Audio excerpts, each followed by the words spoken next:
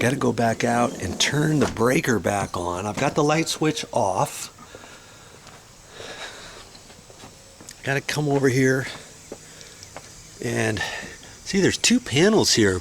One is up here, and initially I thought the breakers, let's see if I can't get this. Initially I thought it was one of those breakers, and it wasn't. And then down below this main panel there was this other panel. Okay, at first it didn't look like a breaker panel, but there it is. See, I got that breaker off. When I look at this, you see this right here? There's a gap right there.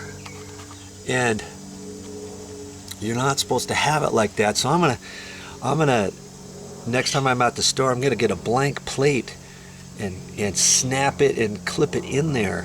If you got a breaker space like that, you never want to leave it like that. Somebody messing around or something, you put a screwdriver in there or something, you can electrocute yourself, because you're not supposed to have anything open. Now here's the moment of truth.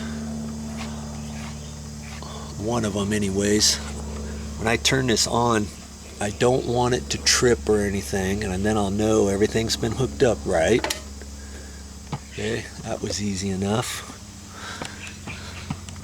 I always hold my breath just a little bit when I'm doing stuff like this. I don't know why, you know. There. Okay, got the power back on. Let's go on it back inside and see what we can do next.